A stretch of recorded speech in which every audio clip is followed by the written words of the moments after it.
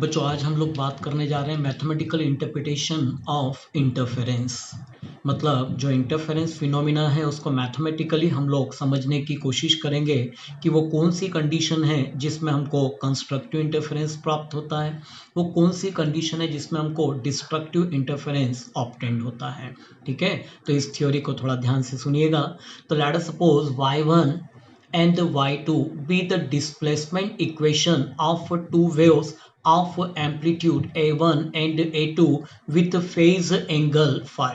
तो y1 और y2 क्या है बच्चों, हमारे दो लाइट वेव्स के डिस्प्लेसमेंट इक्वेशन है। तो once again here y1 which is equals to a1 sin omega t, y2 which is equals to a2 sin omega t plus phi। What is phi? It is the phase angle between these two waves.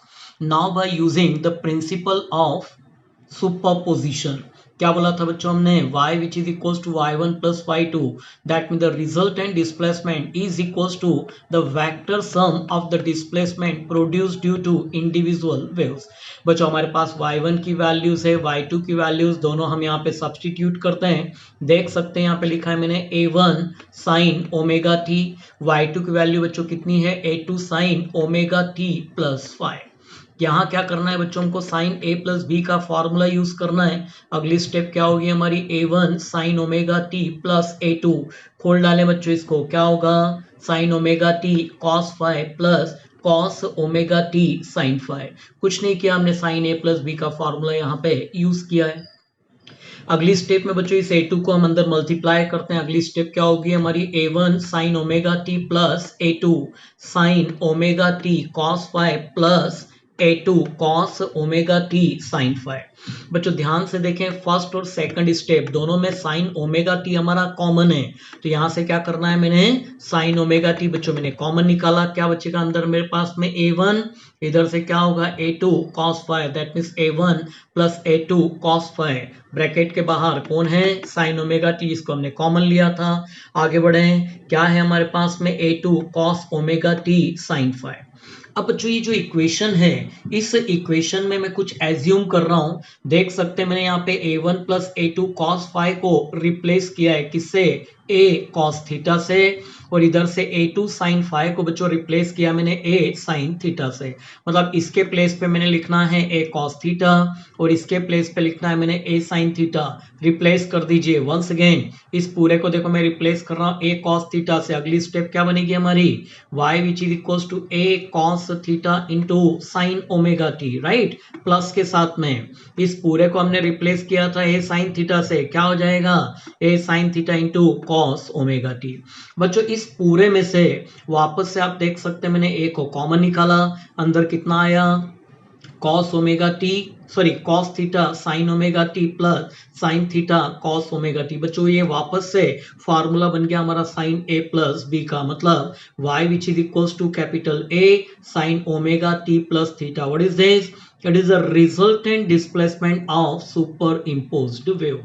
तो बच्चों जो दो हमारी light waves थी same direction में, हमने उनको propagate कराया जिनका सुपर इम्पोजिशन हुआ, और सुपर इम्पोजिशन के कारण जो रिजल्टेंट वेव हमको ऑब्टेंड होता है, उस रिजल्टेंट वेव का डिस्प्लेसमेंट इक्वेशन है कितना, y which is equals to a sin omega t plus theta। what is a, it is the amplitude of superimposed wave। तो ये जो हमारी सुपर इम्पोज्ड वेव है उसका ये एम्पलीट्यूड है। अब इस कैपिटल ए की वैल्यू फाइंड आउट करने के लिए कुछ नहीं करते, हम इक्वेशन नंबर 3 और इक्वेशन नंबर 4 दोनों का स्क्वायर करके हम 8 कर देते हैं। That means for finding the value of capital A, that means the amplitude of superimposed wave, squaring and adding equation number 3 and 4। अब बच्चों जब आप इसको स्क्वायरिंग करेंगे, यहाँ पे फॉर्मूला लगाना पड़ेगा हमको a प्लस बी के होल स्क्वायर का। तो जब आप इसको स्क्वायर करें, देखिए इसी तरह से खुलेगा ये a1 square plus a2 square cos square 5 plus twice a1 a2 cos 5 which is equals to a square cos square theta, right। Same as नीचे वाले को आप स्क्वायरिंग करेंगे, क्या मिलेगा a2 square sin square 5 which is equals to a square sin square theta. कुछ नहीं करना है बच्चों, दोनों को ऐड करना है। तो इस वाली साइड को एक तरफ ऐड करना है, इस वाली साइड को एक तरफ ऐड करना है। देखिए जब आप ऐड करेंगे क्या होगा, तो देख सकते हैं बच्चों अगली स्टेप, ए स्क्वायर मैंने कॉमन ले लिया, अंदर कितना आ गया sine square theta plus cos square theta which is equals to a1 square. अब ऊपर आपने देखा था दो स्टेप थी a2 स्क्वायर की, मैंने इसको कॉमन लिया, क्या आ गया sin square 5 plus cos square 5 plus के साथ twice a1 a2 cos 5।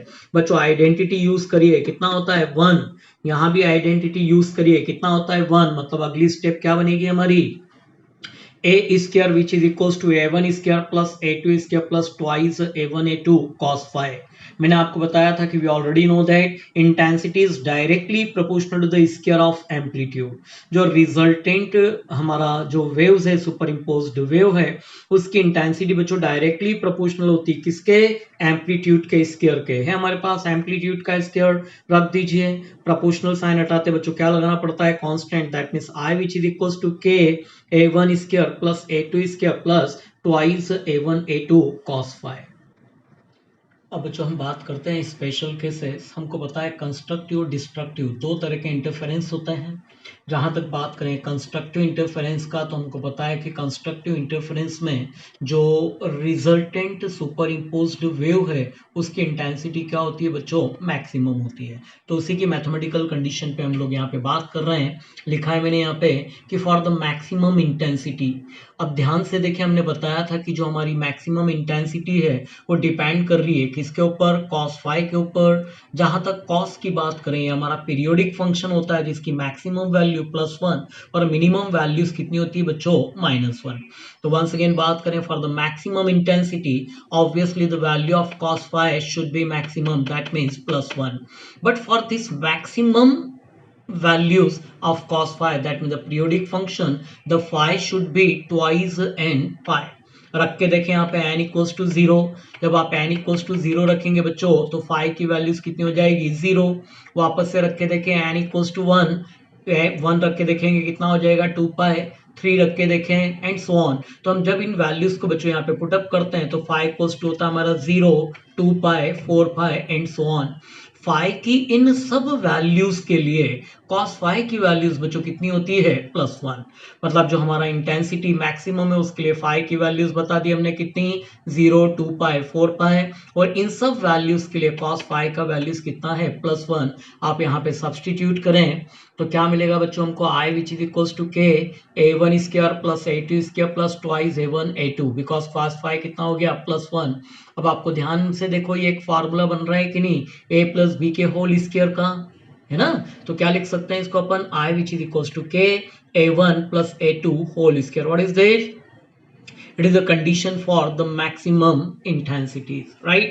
But we already know that। बच्चों एक फार्मूला आपके सामने डिस्कस कर रहा हूं, ये जो डेल है इसको कहा जाता है पाथ डिफरेंस। क्या बोलते हैं इसको, path difference. And path difference is equals to lambda by 2 pi into phase difference. ऊपर हमने देखा था कंडीशन थी मैक्सिमम फेज एंगल कितना था हमारा, ट्वाइस एन पाई। बच्चों सब्सटीट्यूट कर दें, पाई से पाई क्या हो गया, cancel, that means del which is equals to कितना मिल रहा है हमको, twice n into lambda by 2। अब जिस कंडीशन की बच्चों बात कर रहा हूं बड़े ध्यान से सुनिएगा, क्या बात कर रहा है, फॉर द मैक्सिमम इंटेंसिटी और for the constructive interference the phase angle between two interfering wave is even multiple of pi। तो वंस अगेन ध्यान से सुनो, क्या बोला, for the constructive interference the phase angle between two interfering wave is even multiple of pi and the path difference should be even multiple of lambda by 2। This is the required condition for the constructive interference. तो आप लोगों के लिए मैंने यहाँ पे लिख भी दिया है कि that is for constructive interference the phase difference should be even multiple of pi, right? And the path difference should be even multiple of lambda by 2। This is the required condition for the constructive interference, right? अब बच्चों बात करते हैं destructive interference का। हमको पता है destructive interference में जो इंटेंसिटी है वो कैसी होती है, minimum. And for the minimum intensity cos phi should be -1। कितना होगा बच्चों, -1। लेकिन ये -1 हमको कब मिलेगा, जब फाई इक्वल्स टू हम चूज करते हैं कितना, twice n plus 1 into pi. Substitute करें हेयर, n इक्वल्स टू 0, बच्चों क्या मिलेगा हमको, पाई। n इक्वल्स टू 1 रख के देखें कितना मिलेगा 3 पाई, n इक्वल्स टू 2 रख के देखें कितना मिलेगा 5 पाई। मतलब जब फाई कैसा हो, ऑड मल्टीपल हो किसका, पाई का। इन सब वैल्यूज के लिए बच्चों cos फाई की वैल्यूज कैसी होती है -1। मतलब वो जो फॉर्मूला था कौन सा, i which is equals to a1 square plus a2 square plus twice a1 a2 cos phi. अब बच्चों वहां पे cos फाई की वैल्यूज आप सब्स्टिट्यूट करें -1, क्या होगा अब हमारे पास i which is equals to k a1 square plus a2 square minus twice a1 a2। बच्चों क्या लिखा जा सकता है इसको, a1 माइनस a2 का whole square. What is this, obviously it is a minimum intensity, but once again we already know that path difference which is equals to lambda by 2 pi into phase angle। ऊपर हमारा phase angle था, substitute कर दें, पाई से पाई क्या होगा बच्चों, cancel हो जाएगा। मतलब 5 विच इज इक्वल्स टू कितना मिलेगा, twice n plus 1 into lambda by 2। अब जो कंडीशन बोल रहा हूं बड़े ध्यान से सुनिएगा, that is for the destructive interference। क्या बोला है, that is for destructive interference the phase angle between two interfering wave is odd multiple of pi and the path difference should be odd multiple of lambda by 2। तो क्या बोला बच्चों उसने कि destructive interference के लिए दो इंटरफेरिंग वेव्स के बीच में जो फेज एंगल है वो पाई का ऑड मल्टीपल हो, राइट, और जो पाथ डिफरेंस है वो लैम्डा बाय 2 का क्या हो, ऑड मल्टीपल। आप लोगों की कन्वीनियंस के लिए मैंने यहाँ पे लिख भी दिया है, that is for destructive interference the phase difference should be odd multiple of pi and path difference should be odd multiple of lambda by 2। तो बच्चों ये है रिक्वायर्ड कंडीशन कंस्ट्रक्टिव और डिस्ट्रक्टिव इंटरफेरेंस की। एक बार फिर मेरे साथ रिवाइज करिए। For the constructive interference the phase angle should be even multiple of pi and path difference should be even multiple of lambda by 2, right. Similarly for the destructive interference the phase angle should be odd multiple of pi and the path difference should be odd multiple of lambda by 2। तो बच्चों इस जो भी पूरा mathematical expression है उसको ध्यान से समझिएगा और इस पे बेस्ड जो न्यूमेरिकल है उनको सॉल्व करने की कोशिश करिएगा। ठीक है, थैंक यू।